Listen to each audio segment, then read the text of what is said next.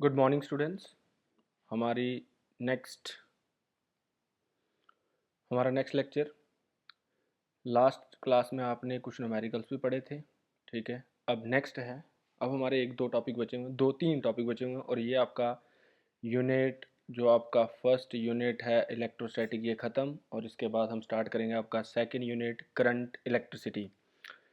इसमें जो तीन इंपॉर्टेंट टॉपिक बचे हैं, तीनों के तीनों क्या हैं, इंपॉर्टेंट है, मोस्ट इंपॉर्टेंट टॉपिक है ये, जो अभी पढ़ेंगे। इसके साथ वाला एक टॉपिक पढ़ेंगे, और कल हम पढ़ेंगे बैंड ग्राफ जनरेटर, और आपका ये यूनिट खत्म हो जाएगा। नेक्स्ट टॉपिक है, मोस्ट इंपॉर्टेंट टॉपिक है, यहाँ से अगर कोई क्वेश्चन आता है इस सब यूनिट से, यूनिट नंबर 5 से, तो इसके आने के फुल चांस है, और बहुत ही आसान है। आप ऑलरेडी पढ़ चुके हैं सारी चीज़ें, और बहुत ही आसान है। क्या है हमारा topic? Capacitance of A parallel plate capacitor without dielectric slab. कहने का मतलब हमें क्या निकालना है, सी निकालना है किसका, पैरेलल प्लेट कैपेसिटर का, लेकिन विदाउट डाइलेक्ट्रिक स्लैब। कहने का मतलब उन प्लेट्स में कोई स्लैब नहीं होगी। अगला वाला जो टॉपिक होगा वो हम यही निकालेंगे, लेकिन उन प्लेट्स के बीच क्या होगी, स्लैब। तो हमें निकालना क्या है, सी। तो यहाँ सबसे पहले ये क्वेश्चन ऐसे भी कई बार पेपर में आ सकता है कि कैपेसिटर क्या है, उसका प्रिंसिपल क्या है, और साथ में फाइंड करें capacitance of A parallel plate capacitor. तो कैपेसिटर में पता है कैपेसिटर क्या होता है, it is an arrangement used for storing large amount of electric charge and hence क्या, इलेक्ट्रिक एनर्जी। प्रिंसिपल भी आपको बताया था, क्या था प्रिंसिपल? जैसे एक ये प्लेट थी, एक ये प्लेट थी, इसके और पॉजिटिव चार्ज था, ये किसके साथ थी, अर्थ के साथ। तो कैपेसिटी किसकी बढ़ रही थी, चार्ज प्लेट की। किसकी बढ़ रही थी, चार्ज प्लेट की। तो हमने प्लेट्स को किसके साथ लिंक कर लिया था, रॉड के साथ। तो क्या था भाई, प्रिंसिपल याद करें क्या था, when we bring uncharged earth connected rod near the charged rod, जो कैपेसिटी होती है चार्ज रॉड की वो क्या होती है, इंक्रीज। तो ठीक है, कैपेसिटर क्या है, it is an arrangement use for storing large amount of electric charge and hence electric energy.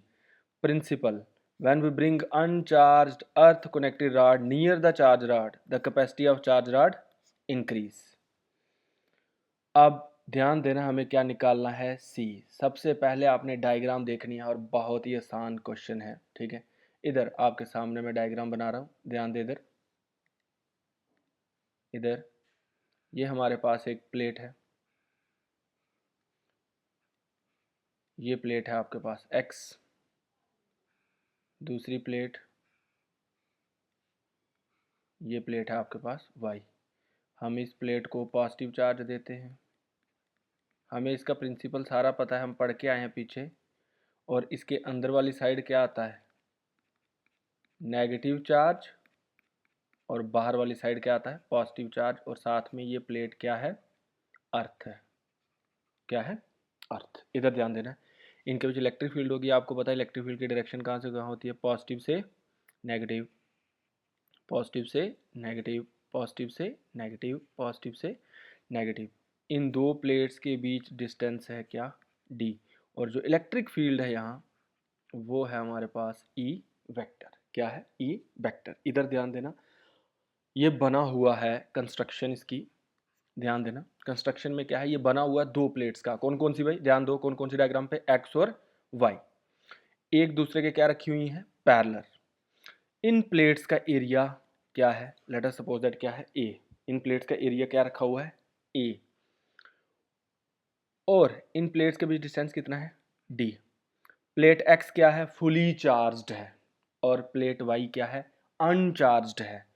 और वो साथ में क्या है, अर्थ कनेक्टेड। क्योंकि जब हम प्लेट वाई अनचार्ज होगी एक्स के पास रखेंगे, due to phenomena of induction, plate Y के अंदर क्या आएगा, नेगेटिव चार्ज, और प्लेट वाई के बाहर क्या आएगा, पॉजिटिव चार्ज। जितना अंदर नेगेटिव होगा उतना ही बाहर क्या होगा, पॉजिटिव। क्लियर? फिर से बता रहा हूँ, बना हुआ दो प्लेट्स का एक्स और वाई का, एक दूसरे के क्या की हुई हैं, पैरेलल रखी हुई हैं, ठीक है। लेट अस सपोज दैट दोनों प्लेट्स का एरिया क्या है, ए। प्लेट्स के बीच डिस्टेंस क्या है, डी। प्लेट एक्स क्या है, फुली चार्ज, और प्लेट वाई क्या है, अनचार्ज, और साथ में क्या है, अर्थ कनेक्टेड। थ्योरी या वर्किंग क्या है, हम क्या करेंगे, लेट अस सपोज दैट हमने प्लेट को कौन सा चार्ज दिया है, पॉजिटिव क्यू चार्ज। कौन सी प्लेट को, एक्स को। Due to phenomena of induction negative Q charge आएगा इसकी क्या, अंदर वाली साइड, कौन सी प्लेट के? वाई के। बाहर वाली साइड क्या आएगा? पॉजिटिव। इतना हम अब लिखेंगे नहीं। और जैसे ही बाई प्लेट के अंदर वाली साइड नेगेटिव चार्ज आएगा, वहाँ इलेक्ट्रिक फील्ड आ जाएगी आपकी क्या? E vector. और जो ई होगा वो किसके बराबर होगा? Sigma upon epsilon not.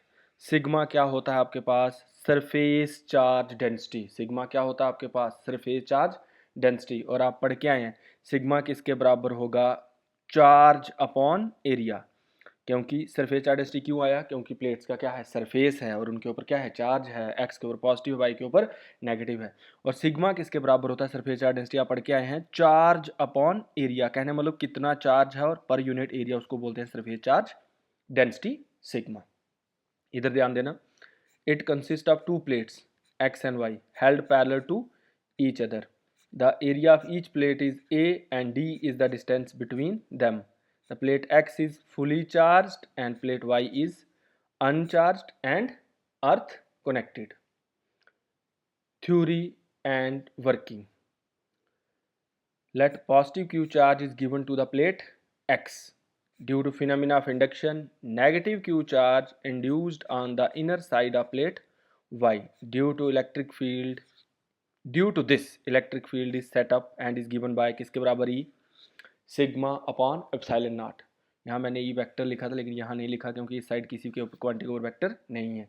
जब भी आपको वेक्टर लिखना है, अगर लेफ्ट साइड किसी क्वांटिटी ओवर वेक्टर लिखा है तो राइट साइड के ऊपर भी आएगा, ठीक है? नहीं तो किसी भी साइड मत लिखो। इलेक्ट्रिक फील्ड किसके बराबर आया? Sigma upon epsilon not. Sigma क्या होता है? Surface charge density and is given by किसके बराबर? Q upon epsilon. किसके बराबर भाई बोलिए? सिग्मा किसके बराबर? Q upon A. Charge per unit area. Charge per unit area. Okay, तो हमारे पास इलेक्ट्रिक फील्ड क्या आया था? इलेक्ट्रिक फील्ड किसके बराबर था? Sigma upon epsilon not. Sigma की वैल्यू ये आई, कहाँ डालेंगे? यहाँ। तो क्या आ जाएगा? ई किसके बराबर हो जाएगा? Q upon A epsilon not. ये हमारे पास निकली क्या? Electric field. भाई इलेक्ट्रिक फील्ड किसके बराबर था? Sigma upon epsilon not. Sigma किसके बराबर था? Charge per unit area. किसके बराबर था? Charge per unit area. और ई किसके बराबर हो गया? चार्ज, क्योंकि ये सिग्मा की वैल्यू कहाँ डालेंगे? यहाँ। तो क्या हो गया? Q upon A epsilon not. Clear? अब आपने एक चीज़ ध्यान देनी है, जो इन दो प्लेट्स के बीच पोटेंशियल होगा, हमने क्या निकाल दिया है? ई निकाल दिया। हमने क्या निकाल दिया? ई निकाल दिया है। माइंड में रखना है, फिर से मैं बताऊंगा। जो इन दो प्लेट्स के बीच पोटेंशियल ताकत होगी वो होगी ई, इलेक्ट्रिक फील्ड इनटू डिस्टेंस। अगर मैं इन प्लेट्स के बीच डिस्टेंस बढ़ाना शुरू कर दूं, इलेक्ट्रिक फील्ड कम हो जाएगी। कहने वाला पोटेंशियल किसके बराबर होगा? Electric field into distance. जितना कम डिस्टेंस होगा इतनी ही ज़्यादा हमारे पास क्या होगा? पोटेंशियल। इतना ही ज़्यादा हमारे पास क्या होगा? पोटेंशियल। इधर ध्यान देना आपने, इधर। और सी हमें पता है किसके बराबर होता है? ई निकला Q upon epsilon not, where sigma is surface charge density. नहीं, ई किसका? ई निकला sigma upon epsilon not. Sigma क्या होता है? Surface charge density and is given by sigma किसके बराबर? Q upon A. और सिग्मा की वैल्यू वहां पुट की, ई निकल गया। ई किसके बराबर? Q upon A epsilon not. हम जानते हैं पोटेंशियल किसके बराबर? अभी बताया, ये बताया ऊपर किसके बराबर, लिख के बता रहा हूँ, ध्यान दे इधर। E into D. ई की वैल्यू क्या निकाली है? Q upon A epsilon not. और साथ में क्या आ गया? डी। ये हमारे पास क्या आया? पोटेंशियल। अब हमें पता है सी किसके बराबर होता है, बोलो। सी किसके बराबर होता है? Q upon V. ये निकला वी, ध्यान दो। सी क्यू, यहाँ जगह कम बची है, इधर ध्यान दो, एक मिनट। ये मैं इधर लिखता हूँ, इधर लिखता हूँ। सी क्यू, बोलो वी की value Q upon A epsilon not. और क्या? डी। क्यू और क्यू मर गया, 1 2 और 3 वाला ये ऊपर चला जाएगा। तो सी किसके बराबर निकलेगा? बोलो, बोलो भाई। 1 2 3 ऊपर जाएगा। सी किसके बराबर? A epsilon not upon D. A epsilon not upon D. इसका मतलब जो सी निकाला है हमने कैपेसिटेंस, वो किस किस के ऊपर डिपेंड कर रहा है? एरिया के ऊपर, एप्सिलॉन नॉट के ऊपर और साथ में किसके ऊपर, डिस्टेंस के ऊपर। डिस्टेंस के ऊपर क्या है, इन्वर्सली अगर डिस्टेंस बढ़ेगा कैपेसिटेंस इसका क्या हो जाएगा, कम। तो ये capacitance of parallel plate capacitor is given by C किसके बराबर, क्यू अपॉन वी। डालेंगे वी की वैल्यू, ये सी क्यू, वी की value Q D upon A epsilon not, Q Q cancel, A epsilon not ऊपर, तो सी किसके बराबर, A epsilon not upon D.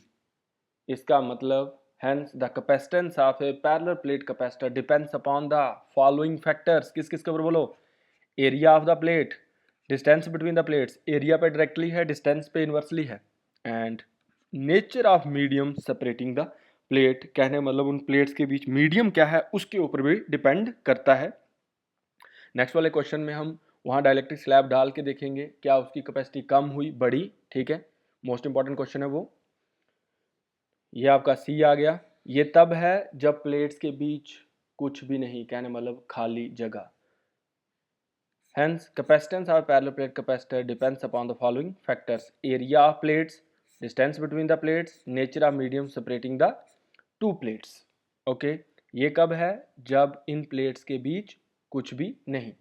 अगर जो प्लेट्स हैं कैपेसिटर की separated by some dielectric medium like mica, mica insulator होता है, माइका शीट, जिसका डाइलेक्ट्रिक कांस्टेंट क्या है, के, तो होगा क्या, तब मीडियम है तो क्या होगा, उसका डाइलेक्ट्रिक कांस्टेंट क्या है, के, तो सिंपल सी एम हो जाएगा medium, A epsilon not upon D, और साथ में क्या आ जाएगा, के। अब अगर मैं इस इक्वेशन को बना दूं फर्स्ट, इसको बना दूं क्या सेकंड, तो क्या है, ये किसके बराबर है, ये किसके बराबर है, C K. From equation first and second, C M किसके बराबर, C K. From equation first and second, C M किसके बराबर, सी के। सी एम किसके बराबर, सी के। क्लियर। इधर when the plates of the capacitor are separated by some dielectric medium like mica sheet of dielectric constant k, then cm किसके बराबर, a epsilon not upon d into के। यार ये k नीचे नहीं है, इंटू के। इक्वेशन ये आ गई, उसको फर्स्ट बना लिया, इसको सेकंड, इंटू के है, ये डिवाइड में के लिखा है, ये नहीं है, काट दो। From question first and second, C M किसके बराबर, सी के। मैंने आपको समझा दिया पहले ही। क्लियर। ये था मोस्ट इंपॉर्टेंट क्वेश्चन, बहुत ही आसान। क्लियर। इसके बाद न्यूमेरिकल्स कर लेते हैं। आप पढ़ के आए थे ये वाला फार्मूला। न्यूमेरिकल क्या है, अब 15 pico farad, micro, milli, micro, nano, pico का मतलब था 10⁻⁻12, is connected to 60 volt battery. How much electrostatic energy stored. Capacity C किसके बराबर हमें कैपेसिटी दी हुई है, 15 पिको फैरेड। 15 पिको का मतलब 10⁻12, एफ मतलब फैरेड, वी किसके बराबर 60 वोल्ट, और यू हमें निकालना है, यू हमें क्या करना है, फाइंड आउट। यू हमें क्या करना है, फाइंड आउट। तो क्या होगा, the energy is stored in the capacitor is given bye you किसके बराबर 1/2 सी बी स्क्वायर। यू 1/2 सी की वैल्यू 15 इंटू 10⁻12, 10⁻12 है, यहाँ 2 नहीं है, 12 है, 12 है भाई, ठीक है, 12 है। ओके, 16 का स्क्वायर, 16 का क्या गया 3600, 1/2 15 इंटू 12, 15 इंटू 10 की पावर -12, 3600, ये हो गया 10 की पावर 2, ठीक है, ये 2 और 36 18 आ गया। ये यहाँ 10 की पावर -12 है, यहाँ 10 की पावर 2, तो बचेगा कितना भाई 10 की पावर -10, इनको मल्टीप्लाई करेंगे 270, 10 की पावर, यहाँ ये चीज़ यहाँ बता देता हूँ, 270 इंटू 10 की पावर -10। अब ये सॉल्व करना आ जाता है, आपको पहले बड़ी बार सिखाया है। अब पॉइंट यहाँ है तो इधर करूँगा, u कितना 2.7, तो किस तरफ गए हैं, लेफ्ट राइट, कौन सी साइड गए हैं भाई, लेफ्ट साइड के राइट साइड, लेफ्ट साइड। तो साथ में क्या होगा, चलो बता देता हूँ, 10⁻10 इंटू 10 की पावर 2, इसमें से और 2 कम हो जाएंगे, डिजिट को शिफ्ट किया है, 2.7 इंटू 10⁻⁻8 जूल, ठीक है। न्यूमेरिकल्स भी अच्छे से करने हैं, सब कुछ अच्छे से मेहनत करनी है भाई, ठीक है। अब नेक्स्ट जो आज ही हमने टॉपिक पढ़ा है उसके ऊपर न्यूमेरिकल है। फार्मूला याद है उसका क्या था, C = A epsilon not upon D. A क्या होता है? Area, epsilon not permittivity of medium या परमिटिविटी ऑफ फ्री स्पेस, क्योंकि उन प्लेट्स के बीच कुछ नहीं था। अगर एप्सिलॉन होता तो परमिटिव मीडियम, और डी होता है डिस्टेंस। तो ध्यान दे इधर, calculate capacitance of A parallel plate capacitor with area of each plate 1 centimetre square. 1 centimetre square. अब भाई ये सेंटीमीटर स्क्वायर करना आता है भाई, इधर चलो मैं आपको बता देता हूँ। 1 मीटर में कितने 100 सेंटीमीटर। 1 सेंटीमीटर निकालना है तो 1/100 मीटर किसके बराबर? 1 सेंटीमीटर। ओके, ये इसको ऊपर लिखेंगे तो 1/, में लिख सकता हूँ 10⁻² मीटर 1 सेंटीमीटर। इसको ऊपर लिखूंगा तो 10⁻² मीटर और 1 सेंटीमीटर। यहाँ है 1 सेंटीमीटर स्क्वायर, तो 1 सेंटीमीटर स्क्वायर का मतलब इसका स्क्वायर करेंगे तो वो क्या होगा? 10⁻14 नहीं, लिखने में गलती, 10⁻⁻⁻⁻4 मीटर। कहने वाला 1 सेंटीमीटर होता है 10⁻⁻² मीटर, और 1 सेंटीमीटर स्क्वायर होता है 10⁻⁻4 मीटर। ओके, तो इधर ध्यान दें, ये बताना था यार, ये करना आ जाता है आपको, बाकी है ही आसान है। 1 सेंटीमीटर स्क्वायर किसका? 1 × 10⁻⁻4 मीटर का स्क्वायर। पहले ठीक है, तो सेपरेशन ये हमारे पास डी है 5 mm, 5 × mm मिलीमीटर 10⁻³ मीटर। और सी हमें क्या करना है? फाइंड आउट करना है। वी नो दैट सी किसके बराबर? A epsilon not upon D. C A कितना है? एरिया 1 × 10⁻⁻4 इंटू एप्सिलॉन नॉट की वैल्यू हमें पता है 8.85 × 10⁻12 डिवाइडेड बाई 5 × 10⁻³ ठीक है, इसको सॉल्व कर लेना और ये इसका आंसर है, इसको सॉल्व कर लेना आप। ठीक है, ये मैं ज़्यादा नहीं करवाने वाला। तो सी किसका बराबर?